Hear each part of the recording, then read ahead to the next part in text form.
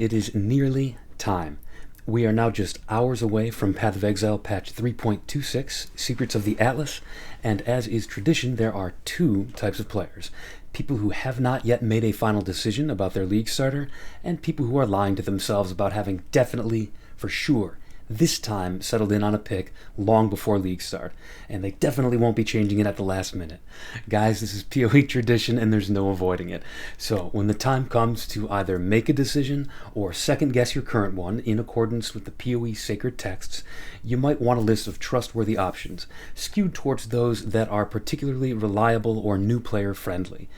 As I've tried to convey in every video I've made about my own League Starter build guide, I make no claims for it being the best or the only one that anyone should try. I'm just a dude having fun, and personally, I think I have a good build for my own style, but my constant message to everyone is that you should choose a League Starter that is a comfortable fit for you. And just like the math is clear, it's just statistics, the majority of people, that's not going to be my build.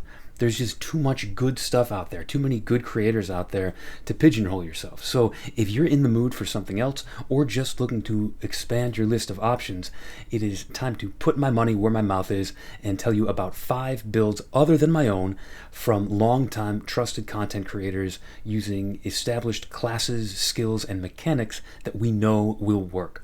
And for starters, with number 1, is it cheating if I include the most obvious one? Maybe, but at the same time, I'm not going to insult the guy by leaving him off the list, not when I respect him so much. There's not much that needs to be said about this one. For the 3 or 4 people out there who haven't heard of him, Pohx and his Righteous Fire Chieftain guide will get you where you need to go. Using a spell as a marauder might sound like an odd choice if you're not familiar with it, but it works like a charm. Righteous Fire is a tanky 0-button build where the damage constantly occurs in a ring around you. The challenging part, rather than the gameplay, is it comes behind the scenes where you need to work out the math of how to manage the degen that RF inflicts on your own health pool.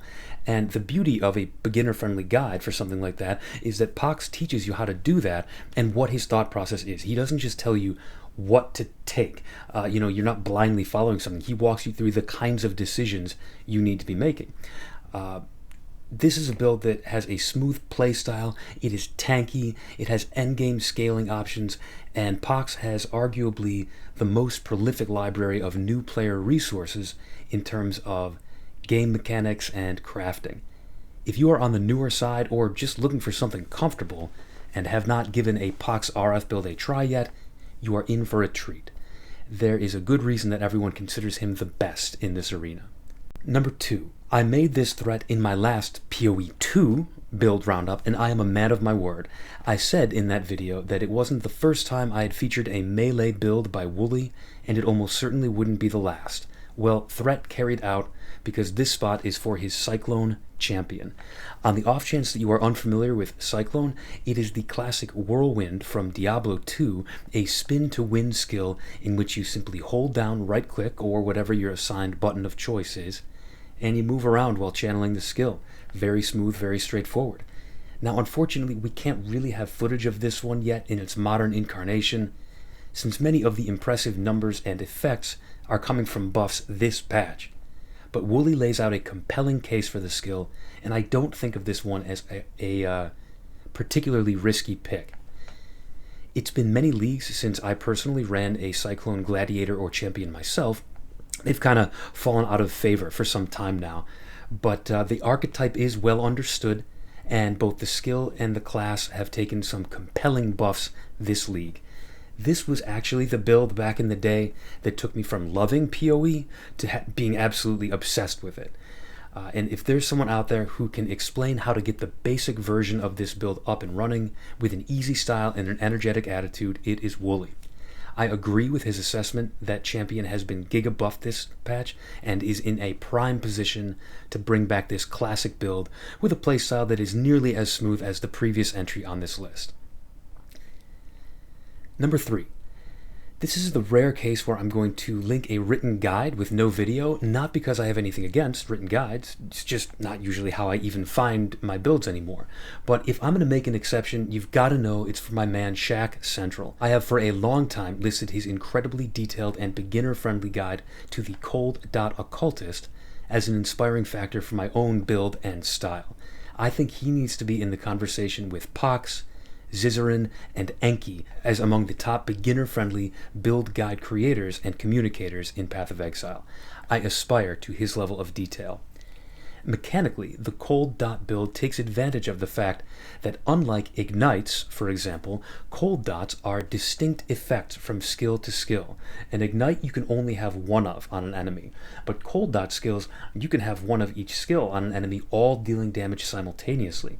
So this build opts for Wintertide Brand, Vortex, Cold Snap, and Vol Cold Snap for its damage against tanky single targets. You can kind of combine all that together. And then Wintertide Brand on its own is your main map clearing skill.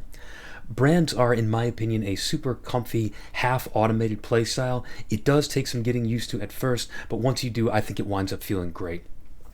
What's amazing about this story is that Shak was already going to be bringing back his Occultist after a years-long hiatus where it had taken some unfortunate nerfs, and then just hours after he released his updated build, Grinding Gear Games released a series of really potent patch note buffs for his exact build.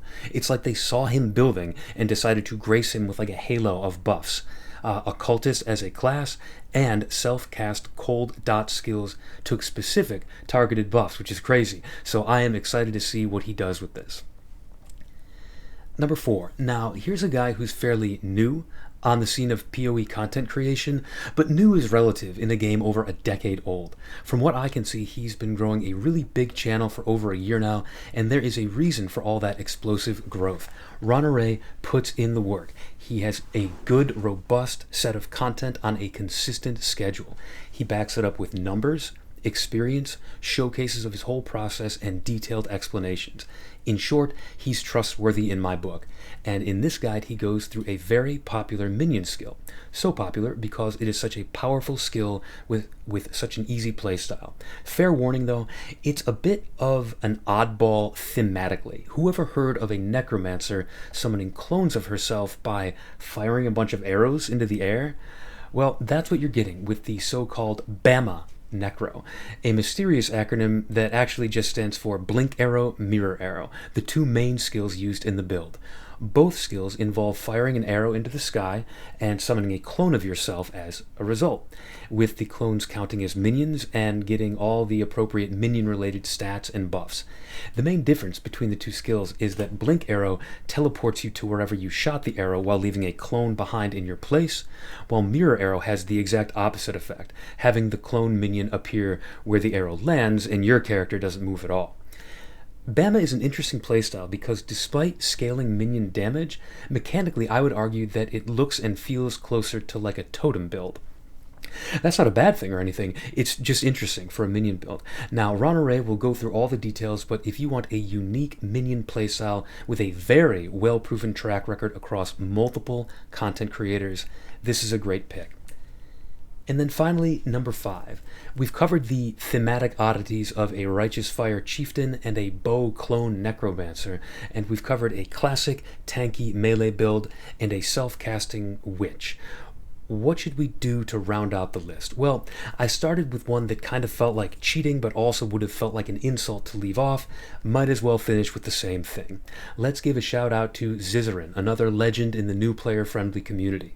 And since I'd also like to close with a more traditional variant of one of the earlier styles I featured, a Minion Necromancer. But instead of a bow and arrow, we're going with a much more recognizable Minion Zoo archetype with a wand.